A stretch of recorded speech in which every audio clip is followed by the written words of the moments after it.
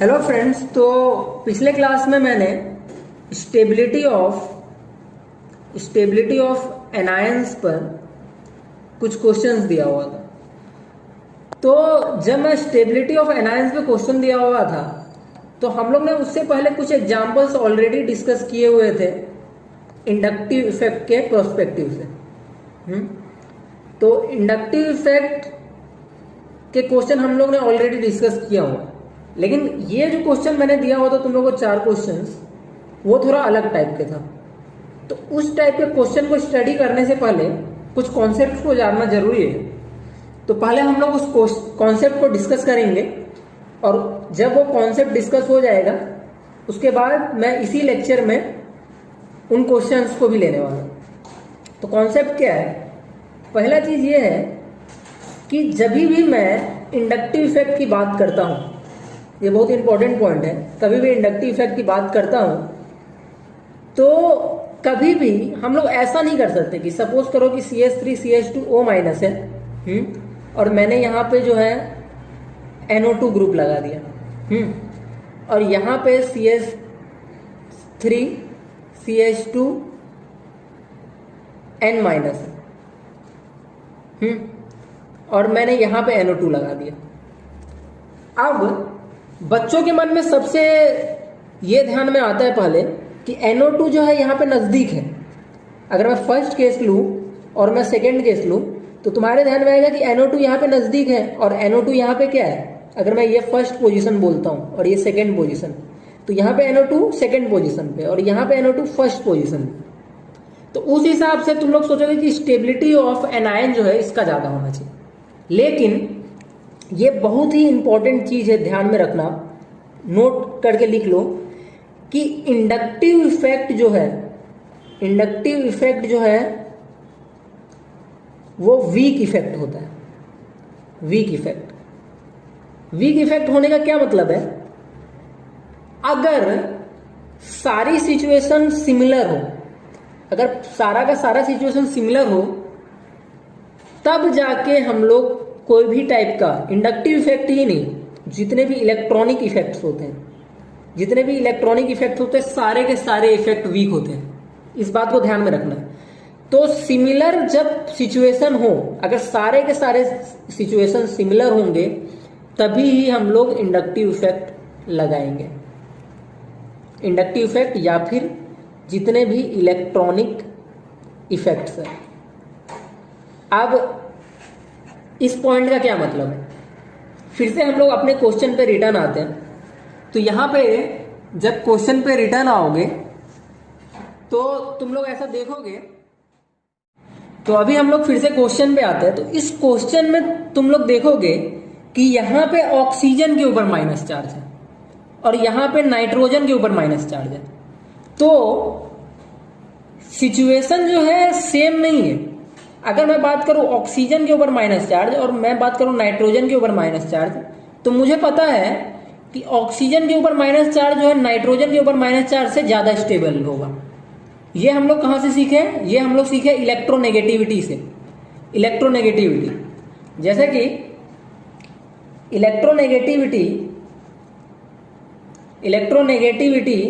जब मैंने पढ़ाया था स्टार्टिंग के वीडियो में, तब मैंने बताया था कि ऑक्सीजन का इलेक्ट्रोनेगेटिविटी नाइट्रोजन से ज्यादा होता है और यही रीजन है कि नेगेटिव चार्ज जो है ऑक्सीजन के ऊपर ज्यादा स्टेबल होगा देन द नाइट्रोजन। तो जो मेजर डिस्कशन यहां पे का पॉइंट आता है कि कभी भी हम लोग 2 चीजों को सबसे ऊपर मानेंगे। पहला चीज क्या? इलेक्ट्रोनेगेटिविटी। कभी भी स्टेबिलिटी बताना हुआ तो इलेक्ट्रोनेगेटिविटी और चार्ज डेंसिटी ये दोनों चीज मेजर रोल प्ले करेगा। और जब एटम सिमिलर होगा, सपोज करो कि O के ऊपर माइनस चार्ज है और मैंने दे दिया CH2O- और यहां पे मैंने NO2 लगाया और O के ऊपर ही माइनस चार्ज है और मैंने एक NO2 इधर लगाया। तो इस केस में ये दोनों सिचुएशन सिमिलर है। दोनों के दोनों एटम्स जो है, ये दोनों के दोनों एटम सेम है। जब मैं देखूंगा कि एटम्स दोनों सेम है तब मैं जाकर के इलेक्ट्रॉनिक इफेक्ट्स लगाऊंगा। तो समझ में आया ये बात? तो ये बहुत ही इंपॉर्टेंट चीज है। कभी भी हम लोग आंख मूंद करके ये नहीं सोचेंगे कि इंडक्टिव इफेक्ट से ये ज्यादा हो गया, ये ज्यादा हो गया।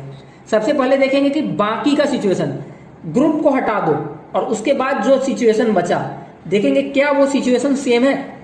अगर सिचुएशन सेम है तब लगाएंगे इलेक्ट्रॉनिक इफेक्ट्स। तो अभी हम लोग क्वेश्चंस पे आते हैं।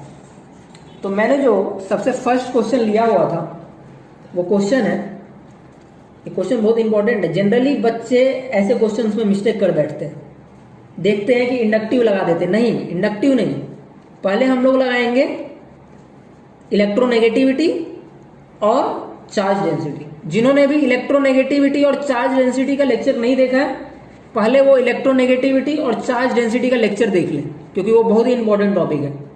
बहुत अच्छे तरीके से मैंने एकदम बेसिक से उस चैप्टर को डिस्कस किया हुआ है। तो यहाँ पे हम लोग फिर से डिस्कशन पॉइंट को लेके आते हैं। तो मैंने जैसे बताया था कि सबसे पहला चीज जो हम लोग देखेंगे वो देखेंगे कि सिमिलैरिटी कहाँ कहाँ है, सिमिलैरिटी कहाँ कहाँ है। उसके बाद जहां जहां पर भी सिमिलैरिटी होगा वहां वहां पर इंडक्टिव इफेक्ट से इंडक्टिव इफेक्ट यूज करेंगे, इंडक्टिव इफेक्ट या अदर इलेक्ट्रॉनिक इफेक्ट। मैं अभी इंडक्टिव इफेक्ट की बात इसके लिए कर रहा हूं क्योंकि अभी हम लोग बाकी के इलेक्ट्रॉनिक इफेक्ट्स को नहीं पढ़े।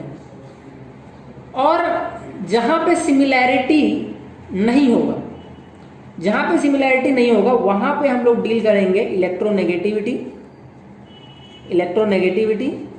एंड चार्ज डेंसिटी से। तो आते हैं यहाँ पे। तो यहाँ पे देखो ये जो क्वेश्चंस है 1 2 3 4, तो इस क्वेश्चन में फर्स्ट और सेकंड को तुम लोग देखोगे तो इन दोनों सिचुएशन में ऑक्सीजन के ऊपर माइनस चार्ज है, लेकिन थर्ड और फोर्थ को देखोगे तो इस केस में माइनस चार्ज जो है कार्बन के ऊपर है। तो हम लोग को पता है कि ऑक्सीजन के ऊपर माइनस चार्ज जो है ज्यादा स्टेबल होगा कार्बन के ऊपर माइनस चार्ज से। ये कहां से आया? ये आया इलेक्ट्रोनेगेटिविटी से। हाँ, तो इसका मतलब क्या है कि कोई भी ऐसा एलिमेंट, कोई भी ऐसा जो कंपाउंड दिया हुआ है यहाँ पे एग्जांपल्स में, कहीं पे भी ऑक्सीजन के ऊपर माइनस चार्ज है तो वो ज्यादा स्टेबल होगा। तो ऑक्सीजन के ऊपर माइनस चार्ज फर्स्ट और सेकंड के केस में। तो इससे ये कंक्लूड कर सकते हैं कि फर्स्ट और सेकंड के केस में जो है ज्यादा स्टेबल है वो थर्ड और फोर्थ से। ऐसा हम लोग कंक्लूड कर सकते हैं कि फर्स्ट और सेकंड जो है ज्यादा स्टेबल है थर्ड और फोर्थ से। अब अगला चीज देखते हैं कि फर्स्ट और सेकंड में कौन ज्यादा स्टेबल है। तो फर्स्ट और सेकंड दोनों के केस में ही ऑक्सीजन O- है, तो सिचुएशन अब क्या हो गई? सिमिलर। सिचुएशन क्या हो गई? सिमिलर। यहां पे C के ऊपर माइनस है थर्ड और फोर्थ में, यहां पे भी सिचुएशन क्या हो गई? सिमिलर। तो सिमिलर सिचुएशन हो गई तो क्या लगाएंगे? Electronic effect. ध्यान से देना, मतलब बहुत ही स्टेप वाइज हम लोग जाएंगे। अभी मैं फिलहाल क्वेश्चन को सॉल्व करना है, इसके लिए स्टेप वाइज जा रहे हैं। जब हम लोग को सॉल्व करना होगा तेजी से तब धड़क से जाएंगे। अभी स्टेप वाइज मैं आपको बताने के लिए बता रहा हूं बस। तो फर्स्ट और सेकंड की बात करते हैं। तो फर्स्ट में आप लोग देख पा रहे हैं कि यहाँ पे NO2 है, लेकिन यहाँ पे ऐसा कोई माइनस आई ग्रुप नहीं है। तो NO2 क्या करेगा? खींचेगा इलेक्ट्रॉन को और स्टेबलाइज करेगा। तो इसका मतलब जो है फर्स्ट की स्टेबिलिटी सेकेंड से ज्यादा है। ये डिस्कशन हो गया। अब थर्ड और फोर्थ को देखते हैं। थर्ड और फोर्थ में NO2 है, यहां पे NO2 नहीं। फोर्थ में NO2 है, तो फोर्थ में NO2 होने की वजह से फोर्थ जो है ज्यादा स्टेबल होगा थर्ड से। तो यहां से ये चीज आ गया कि फर्स्ट ज्यादा स्टेबल है सेकंड से और फोर्थ ज्यादा स्टेबल है थर्ड से। तो इस तरीके से जो फर्स्ट क्वेश्चन है वो क्वेश्चन सॉल्व हो गया। तो इसी तरीके से हम लोग जाएंगे क्वेश्चन सॉल्व करने के लिए। तो अगला क्वेश्चन जो हम लोग को देखना है वो ये है कि सेकंड जो क्वेश्चन है, सेकंड क्वेश्चन हम लोग देखने जा रहे हैं। तो ये क्वेश्चन को मैं थोड़ा सा तेजी से डिस्कशन करूंगा क्योंकि ये मैंने डिटेल में बता दिया कि कैसे सॉल्व करना है क्वेश्चन को। तो सेकंड क्वेश्चन हमारा ये था थर्ड, फिर जो अगला है, तो यहाँ पे फिर से देखेंगे। सबसे पहला चीज क्या देखना है कि सिमिलर कौन कौन से हैं। तो सिमिलर में यहाँ पे ऑक्सीजन के ऊपर माइनस चार्ज है, और थर्ड में जो है वो भी ऑक्सीजन के ऊपर माइनस चार्ज है। तो एक जो है ऑक्सीजन के ऊपर माइनस चार्ज है, दूसरा सिमिलैरिटी क्या है, नाइट्रोजन के ऊपर माइनस चार्ज होना। तो सेकेंड में नाइट्रोजन के ऊपर माइनस चार्ज है, और फोर्थ में नाइट्रोजन के ऊपर माइनस चार्ज है। तो नाइट्रोजन के ऊपर माइनस चार्ज, तो फर्स्ट थर्ड में ऑक्सीजन पे माइनस चार्ज है, और सेकेंड फोर्थ में नाइट्रोजन के ऊपर माइनस चार्ज है। अब हम लोग को पता है कि ऑक्सीजन ज्यादा इलेक्ट्रोनेगेटिव है नाइट्रोजन से, तो O माइनस ज्यादा स्टेबल होता है N माइनस से। तो इसका मतलब ये दोनों से ज्यादा स्टेबल होगा, ये दोनों बाकी के दोनों से ज्यादा स्टेबल होगा। अब यहाँ पे बात आ गई सिमिलैरिटी। तो सिमिलैरिटी आ गई, तो अब हम लोग क्या लगाएंगे, इंडक्टिव इफेक्ट। तो फर्स्ट और थर्ड को कंपेयर करो। तो थर्ड में क्या है, NO2 ग्रुप, माइनस आई ग्रुप है यहाँ पे। तो माइनस आई ग्रुप एनायंस की स्टेबिलिटी बढ़ाता है, तो थर्ड ज्यादा स्टेबल होगा फर्स्ट से। तो ये क्लियर हो गया। अब सेकेंड और फोर्थ को देखते हैं। तो फोर्थ में CN ग्रुप है, CN माइनस आई ग्रुप है, सेकेंड में ऐसा कोई ग्रुप नहीं है, तो फोर्थ ज्यादा स्टेबल है सेकेंड से।